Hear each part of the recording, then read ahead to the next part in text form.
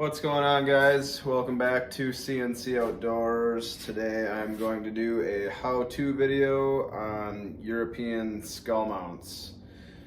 This is just the way I like to do it. There's a bunch of different ways to do it, but yeah, this is the way I like to do it. I've done about 20 of them now or so, kind of perfecting my craft each time, and this is what I got so far. So enjoy the video. Hope you learned something. If you want to teach me something, feel free to comment down below and tell me what I did wrong. But I think it turned out pretty good. Stay tuned. Okay, so the first thing you have to do is grab yourself a sharp knife, a pair of needle nose pliers or flat pliers, and peel off the hide, starting with the ears.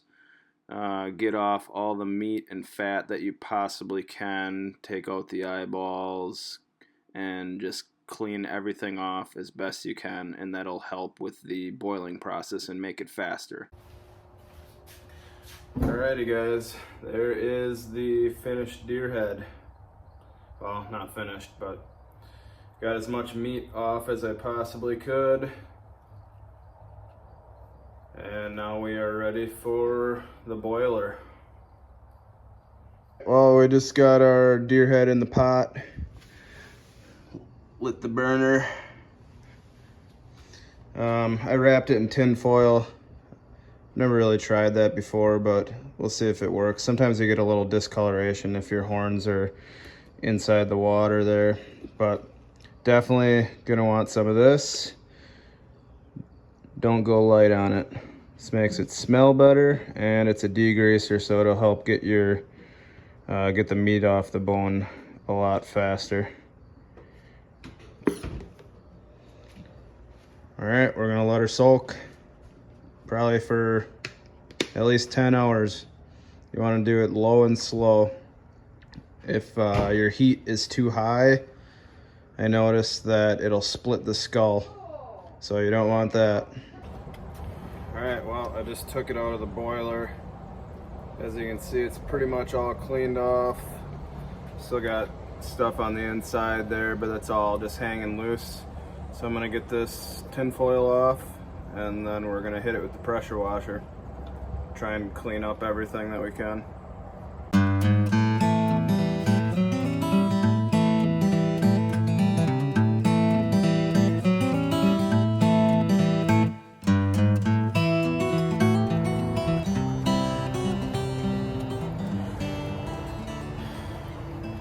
Alright, well, skull is just about cleaned off. What you want to do now is take either a flat nose or a needle nose pliers and just clean out anything else that you can find. Give it one more wash down.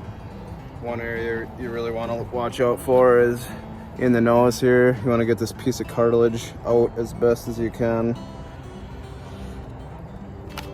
Like that. That will be gross if you leave that in there.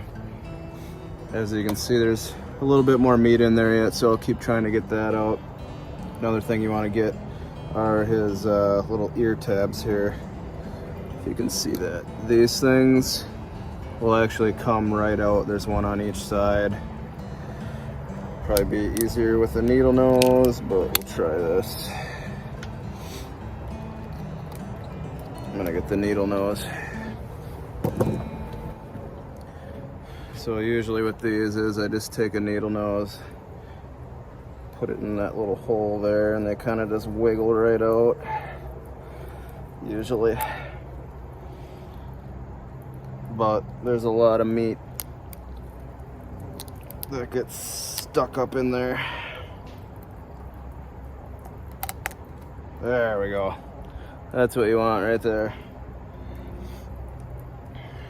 Gotta do that on each side.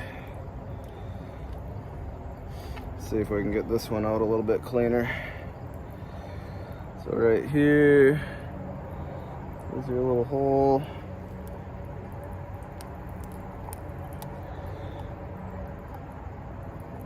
Just try and wiggle that guy free. Guess they don't want to come out clean today.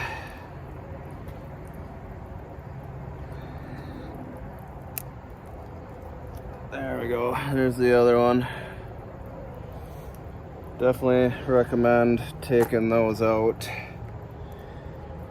because as you can see, there's a lot of extra junk inside there.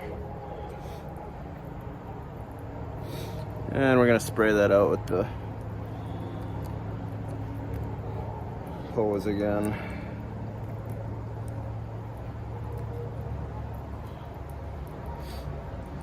But that's looking pretty good. Then you wanna check out your brain cavity too, get everything out of there. All this stuff. But that's looking pretty good so far. Not too bad.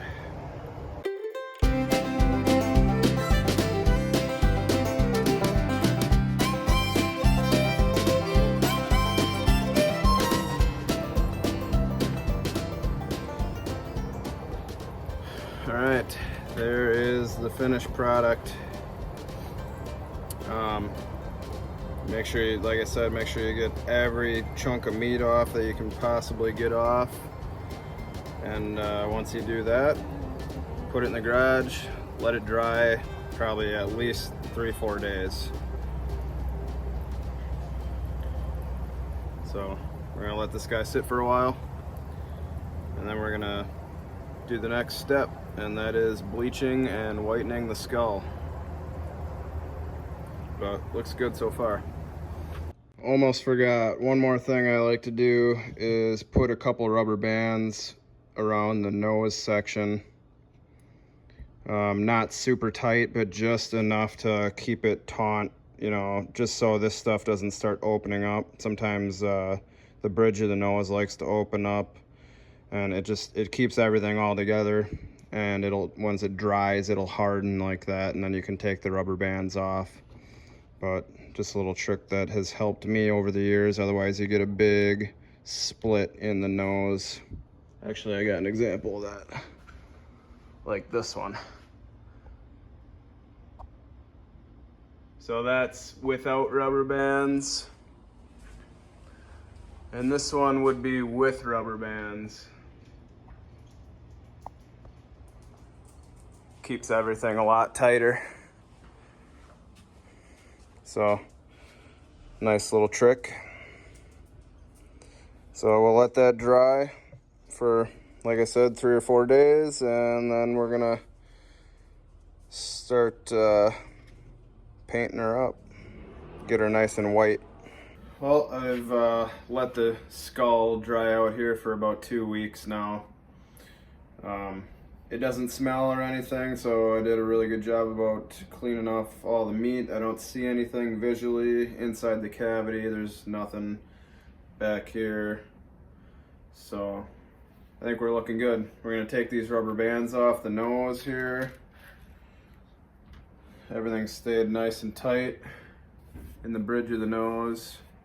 So that's all looking good. The reason this splits is probably because I'm cooking it a little bit too hot, or boiling it a little bit too hot or too long. But I don't know, it's easier with higher temperatures, I think, to boil all the nasty stuff off. So that's just what I do, and it works. So skull's looking good. Next thing we're gonna do here is you need some of this volume 40 cream, and this is a powder, BW2 powder. So you mix these both together so that you get kind of like a creamy paste. Try not to wear any good clothing or anything for this.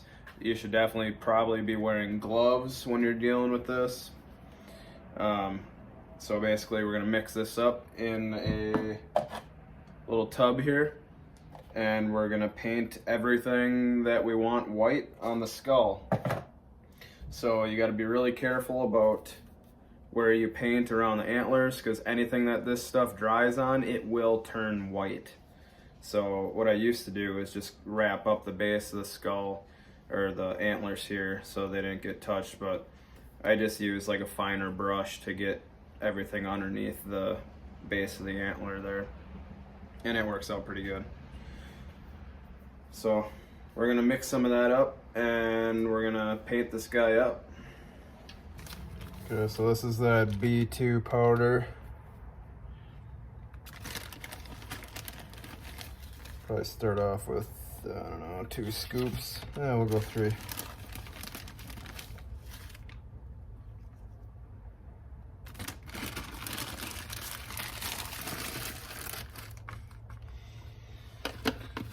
So again, that's the BW2 powder.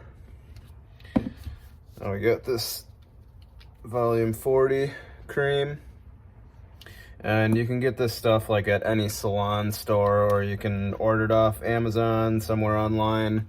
It's all over the place. So we're gonna dump some of that in there.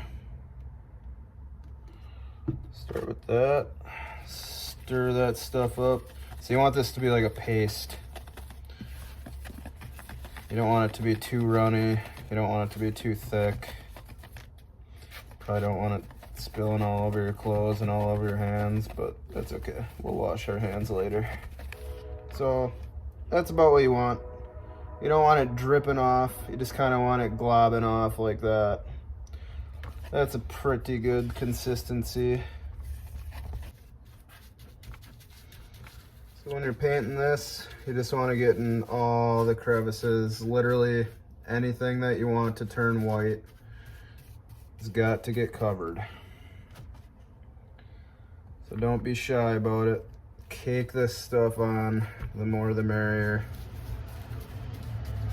Get it into all your crevices, because you don't want to miss the little holes like this and then it's yellow inside there and everything's white.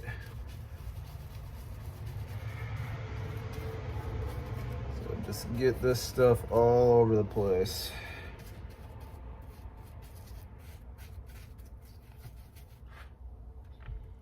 Except for your antlers, you gotta be very careful about. All right, we got Mr. 10-pointer here all lathered up. That's what you want it to look like. Just completely covered everywhere. Make sure you get inside the nasal cavity. Inside the eye sockets real good, everywhere. Get inside of the back of the head. All that stuff should be covered. So now we gotta let this sit for at least 4 hours. I'm probably gonna let mine sit for 10, but at least 4 hours. And this will get, it'll dry off and get kind of poofy and crusty. And then you're gonna wash this off, hot water, let it dry again, and basically you keep repeating the process however white you want it. But usually, I think I let mine sit about 10 or 12 hours and wash it, and it's good, for my liking at least. Keep in mind, the longer you let this sit on and the more times you apply it, it will make your skull more brittle. So keep that in mind. But we're gonna let this dry and then wash it off and see what she looks like. All right, it has been about 24 hours now.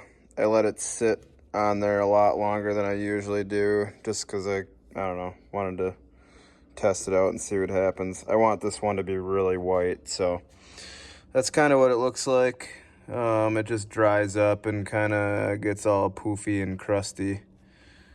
So we're gonna wash that off with hot water and then let her dry.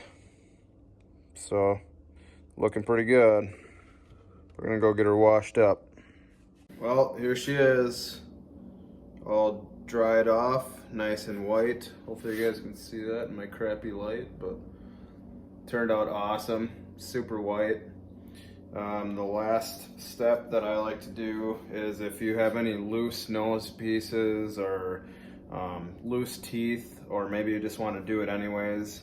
I'm probably not going to do it to this one because everything's pretty tight, but what I like to do, if you have anything loose, just hit it with some Elmer's glue, let that dry on there, and that'll keep it nice and tight for plenty of years to come. But one thing that I do like to do is spray this on it, probably 2 or 3 different coats, and that kind of shines it up and protects it. That's a poly clear. It's just a clear, clear finish. So it'll help protect it, keep it from yellowing. It'll keep it nice and white. This will make it shiny, so if you don't want it shiny, either use something else or don't use this, but I think it looks good with it. So I'm gonna get him all sprayed up here, and then he will be ready for the wall. Well, here it is, guys. This is the finished product. Turned out awesome. Like I said, kind of gets a little bit of a shine on there, but that clear coat really protects it, holds the teeth on there, hopefully for years to come. So looks awesome. I wouldn't change a thing about it. So hope you guys enjoyed the video. Hope you learned a little bit of something, and thank you so much for watching. I appreciate it. Later.